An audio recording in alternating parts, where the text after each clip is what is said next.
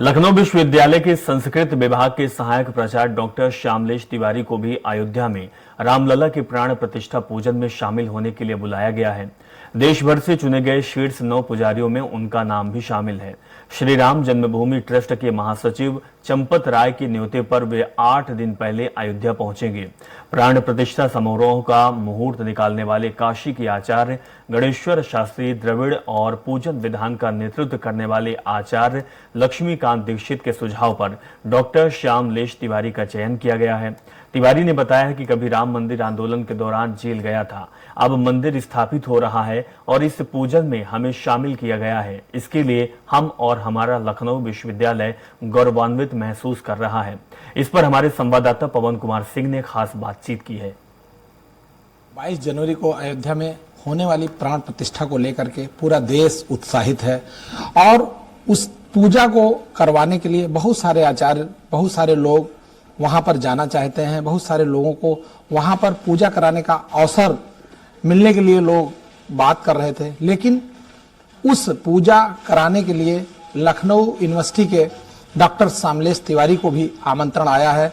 और सबसे बड़ी और गौरवशाली बात है कि डॉक्टर श्यामलेश तिवारी के लिए काशी के विद्वानों ने सजेशन दिया, वहां पर बताया कि वहां विभाग के डॉक्टर श्यामलेश तिवारी कर्मकांड के प्रकांड विद्वान हैं, जिनको उसमें बुलाया जाए। और उस प्राण प्रतिष्ठा में 9 मुख्य आचार्य होंगे, जिसमें एक डॉक्टर श्यामलेश तिवारी हैं, हमारे साथ बैठे हुए हैं श्यामलेश तिवारी जी। हम इनसे जानते हैं कि किस तरह का वहां कर्मकांड कराया जाएगा और किस तरह की पूजा होगी। गुरु जी, वहां पर किस तरह की पूजा कराई जाएगी इस प्राण प्रतिष्ठा में? देखिए, पूजा तो जो विधि के अनुसार है, जैसे शास्त्रों में वर्णन है, कुछ शास्त्र है जिसके मूल प्राण प्रतिष्ठा के, वह है प्राण प्रतिष्ठा महोदधि, प्राण प्रतिष्ठा महार्णव, प्राण प्रतिष्ठा विधि। तो वह शास्त्रों के अनुरूप है और जो निश्चित है वही होना, अतिरिक्त कुछ नहीं होना है। हाँ, अब किस प्रकार से किस दिन क्या रहेगा, इसकी अगर जिज्ञासा है तो मैं बताना चाहूंगा कि सर्वप्रथम पत्र के अनुसार 15 तारीख को हम लोग को पहुंचना है। 16 तारीख को वहां पे सबसे पहले प्रायश्चित का कर्म होगा। प्रायश्चित का कर्म इसलिए होगा कि प्रत्येक कार्य की अधिकार प्राप्ति के लिए प्रायश्चित संकल्प और प्रायश्चित कर्म ये करना अनिवार्य होता है। तो अब किस बात की प्रायश्चित? तो हम लोक में रहते हैं, हमसे विविध प्रकार के दोष, वाणी दोष, कर्म दोष, विविध प्रकार के दोष हो सकते हैं। उस दोष की निवृत्ति और कर्म का अधिकार प्राप्त करने के लिए यह प्रायश्चित संकल्प होगा। दूसरे दिन से फिर प्राण प्रतिष्ठा के कार्य की तरफ अग्रसर बढ़ते जाएंगे, जो शास्त्र सम्मत विधि सम्मत है। उसमें से जो महत्वपूर्ण है वो है उस परिसर की यात्रा, जो कि जिस भी प्राण प्रतिष्ठा 2 प्रकार के होते हैं, एक चल प्रतिष्ठा, एक अचल प्रतिष्ठा। चल प्रतिष्ठा वो है कि उस श्री विग्रह को हम कहीं भी यात्रा में सम्मान पूर्वक ले जा सकते हैं और उनकी अर्चना यात्रा में भी कर सकते हैं। अचल प्रतिष्ठा वो है जो कि वहीं पर रहना, फिर वो कभी वहां से स्थान का परिवर्तन नहीं होगा। तो यह जो प्रतिष्ठा है प्राण प्रतिष्ठा, वह अचल प्रतिष्ठा है। तो उस अचल प्रतिष्ठा फिर कहीं नहीं जाना, इसलिए वहां पे उस नगर का यानी उस परिसर का भ्रमण, अन्य जल यात्रा, फिर जो रामलला का जो विग्रह स्थापित होने का जो गर्भगृह है, सारे कर्मकांड वहीं पे नहीं होंगे। उसके पास ही एक यज्ञ मंडप बनाया गया है, जो कि आप लोग न्यूज के माध्यम से और समाचार पत्र के माध्यम से देख रहे होंगे। वहां पे बड़े बड़े उद्भट विद्वान जो है वहां पे पहले से आ चुके हैं। वो लोग सब लोग जो है कुंड का निर्माण, यज्ञ वेदी का निर्माण, ये सब सारा कार्य में संलग्न है। तो 2 दिन उस यज्ञ वेदी के बाहर का कार्यक्रम होगा, यज्ञ वेदी के बाहर। फिर उसके बाद यज्ञ मंडप में प्रवेश करेंगे। यज्ञ मंडप में लगभग 2 दिन, 2.5 दिन, 3 दिन ये कार्यक्रम चलेगा। उसके पश्चात अधिवास प्रारंभ होगा। अधिवास वो होता है कि जैसे विशेष किसी वस्तु में वास करना, निवास करना। तो श्री विग्रह का अन्नाधिवास होगा, यानी श्री विग्रह संपूर्ण अन्न से आवरण कर दिए जाएंगे, वो अन्नाधिवास होगा, वह कुछ समय चलेगा। उसके पश्चात जलाधिवास, यानी बड़े पात्र में जल, संपूर्ण तीर्थों का जल भर के उसमें देवताओं का आवाहन करके उसमें श्री विग्रह को स्थापित करके वो जलाधिवास कहलाता है। इसी तरह फलाधिवास, शय्याधिवास, विविध प्रकार के अधिवास का वहां पर कार्यक्रम रहेगा। उसके पश्चात जो अति महत्वपूर्ण कार्य है, जो हम सबको जानना चाहिए, वो है न्यास। न्यास क्या है? हम भगवान को सजीव के रूप में पूजन करते हैं, उनकी सेवा भी उसी प्रकार से कहते हैं। जो मैं आपसे चर्चा के क्रम में मैं कहा था कि कर्मकांड पक्ष अलग है और अर्चक विधि जो है वो अलग प्रकार की है। तो उस अर्चना के हिसाब से जो विग्रह में नख से लेके शिखा तक संपूर्ण में अलग अलग तत्व आ जाए, प्राण आ जाए, वह शक्ति आ जाए, तो कैसे आएगा? वो मंत्रों के द्वारा आएगा, वह विधि के द्वारा आएगा। ये सारी विधियां इस प्रकार से की जाएंगी। तो गुरुजी, ये जो कर्मकांड है और अर्चक जो कर्मकांड है, ये दोनों में क्या अंतर है? वहां पर इसका किस तरह से जो है वो प्रतिष्ठित किया जाएगा, किस तरह से मंत्रों के द्वारा वहां किया जाएगा? जी, एक है पद्धति याग। पद्धति याग होता है कि जो हमारे आचार्यों ने, ऋषियों ने श्रोत्र सूत्र, गृह सूत्र, शुल्ब सूत्र, धर्म सूत्र के आधार पर जो एक विधि निर्माण किए। अब पुराणों में भी इसका बहुत सारा वर्णन है। हम सब जानते हैं कि कोई भी पूजा होता है तो हम कहते ओम अपवित्रः पवित्रो वा सर्वावस्थांगतो विवा यः स्मरेत् पुंडरीकाक्षं सबाह्याभ्यंतरः शुचि।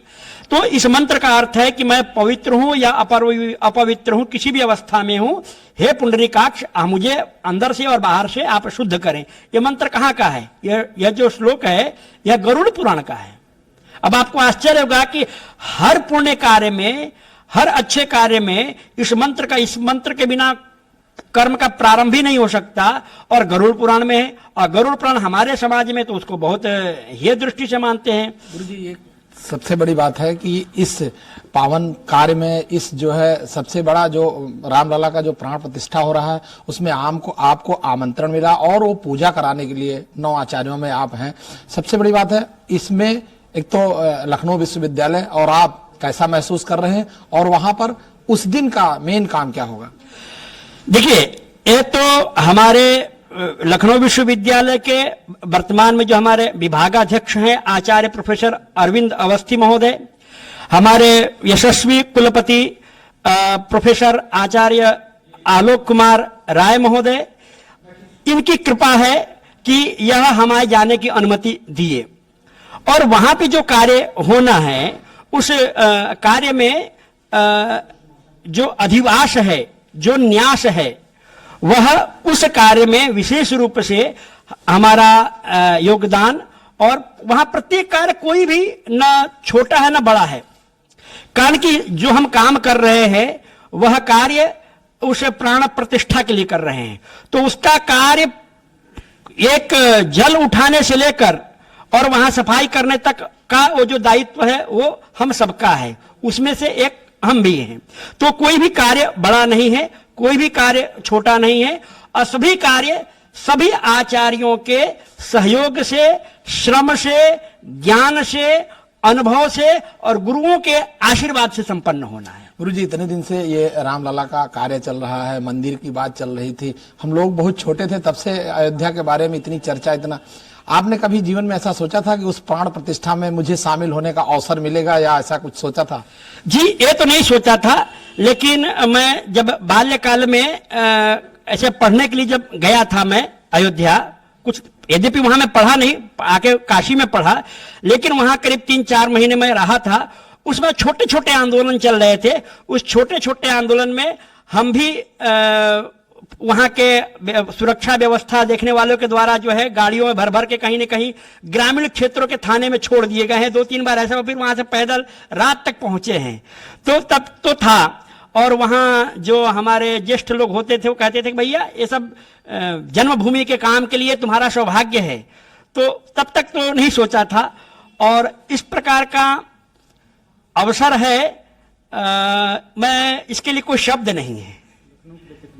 और लखनऊ के लिए तो मैं क्या बताऊं, आप लोग तो इतने विद्वान हैं और सब, हमारा तो संबंध विश्वविद्यालय छात्रों और अध्यापकों के बीच में ही है, आपका तो संबंध संपूर्ण समाज में है, तो मुझसे ज्यादा इसका महत्व आप बता सकते हैं। एक सबसे बड़ी बात है गुरुजी, जैसे कि आप चूंकि पूजा पद्धति से जुड़े हुए हैं, उसी का यहाँ क्लास बच्चों को भी सिखाते हैं, और आप भारत में ही नहीं अन्य कई देशों में भी यात्रा कर चुके हैं। जिस तरह का माहौल, जिस तरह की स्थिति आज बनी हुई है और रामलला के प्राण प्रतिष्ठा को लेकर के, इससे पहले आप जब विदेश भी गए थे, वहां भी पूजा अर्चना कराए और यहाँ बहुत सारे लोग आपके संपर्क में होंगे, किस तरह का लोग व्यवहार कर रहे हैं, किस तरह से लोग जानना चाहते हैं आपसे? ये मेरा परम सौभाग्य है कि मैं जिस कुल, मैं इसको थोड़ा सा दूसरे भाव से देखिएगा, मैं तिवारी हूं तो निश्चित रूप ब्राह्मण कुल से हूं, तो हम लोगों का बचपन से जब यज्ञोपवीत भी नहीं हुआ था तो बूढ़ी माताएं और अन्य लोग ना बुला के ए बालक इधर आओ, और पैर छूते थे। और कोई भी गलत करने पर ना हर गांव वाला, हर कोई हमारे परिवार को, है तुम्हारी पूजा होती है, तुम्हें एक गलत काम नहीं करना है, तुम्हें इस प्रकार से रहना है, सभी बच्चों के साथ नहीं खेलना है, या कुछ कभी बालक है कुछ भी गलती कर गए, कुत्ते को स्पर्श कर लिया या किसी को दौड़ा लिए, तो बोला नहीं ये तुम्हें नहीं करना है। तो ये संस्कार तो बचपन से तो मेरा पूर्वजों का और ऋषियों का आशीर्वाद है, जिसके कारण से पला बढ़ा। ये जो आप प्रश्न कर रहे हैं वास्तव मेरे लिए बड़ा आनंद का विषय है, और इसके कारण से ही समाज में मेरी प्रतिष्ठा है, या समाज में इतनी ख्याति, या जो लोग भी जानते हैं इस शास्त्र के कारण से ही जानते हैं। श्यामलेश को कौन जानता है? तो ये गुरुओं की और शास्त्रों की ही कृपा है। और जहां तक विदेश की बात है, तो मैं जहां भी गया हूं बड़े हाथ, मैं एक छोटा सा उदाहरण बताना चाहता हूं, हम 150 लोगों का अनुभव बताना चाहता हूं। जापान की बात आपके इसलिए, जब हम गए थे तो हम लोग को प्रॉपर एयरपोर्ट पे चेक किया गया था। जब हम लौटे थे केवल हाथ जोड़कर वो अंदर हम लोग को बाहर एयरपोर्ट के अंदर ले लिए थे, कोई जांच नहीं हुआ था, क्योंकि जिस कार्य के लिए गए थे, जिस रूप को उन्होंने वहां पे पढ़ा समझा, तो ये कहा कि ये सामान्य लोग नहीं है, ये असामान्य है। इसलिए वहां पर एयरपोर्ट पे 150 में से एक व्यक्ति का भी कोई सर्च या चेकिंग कुछ नहीं हुआ। ये हम लोग के लिए, भारत के लिए, हम लोग के लिए मतलब गर्व ही नहीं, इससे ऊपर कुछ हो सकता है, यह विषय है। बस एक अंतिम सवाल गुरुजी कि वहां कितने दिन के लिए आपको बुलाया जा रहा है और कब वहां पर आप जाएंगे, और फिर वहां से वापसी कब है पूजा के बाद? जी 15 को हम यहाँ को 15 को जाएंगे, 16 से लेकर 23 तक रहेंगे, 23 की रात्रि काल हम पुनः वापस यहां आ जाएंगे। 22 का अंतिम कार्यक्रम है, परंतु वह जो यज्ञ वेदी और इत्यादि जो वहां पे स्थापित देव आवाहन किए गए हैं, उनका विसर्जन करना भी, उनको उनके स्थान पर भेजना भी हम लोग का दायित्व है, नैतिक दायित्व है, शास्त्र का दायित्व है। तो वो पूर्ण करके फिर 23 की सायंकाल तक पुनः हम अपने विश्वविद्यालय में आकर 24 से ज्वाइन कर लेंगे। सबसे बड़ी बात है कि यह जो कार्य रामलला प्राण प्रतिष्ठा का हो रहा है, ये पूरे विश्व के सभी लोगों के लिए उत्साह की विषय है। और यहाँ लखनऊ विश्वविद्यालय और डॉक्टर श्यामलाल तिवारी जी भी बहुत उत्साहित हैं। पूरा लखनऊ विश्वविद्यालय इसके लिए काफी उत्साहित है कि वहाँ अयोध्या में इस कार्य के लिए गुरुजी को वहाँ चुना गया है। सबसे बड़ी बात है कि उस 9 आचार्यों में गुरुजी को स्थान दिया गया है, यह सबसे गौरव का विषय है। वीडियो जर्नलिस्ट मुस्तफा के साथ पवन सिंह, स्वराज एक्सप्रेस, लखनऊ।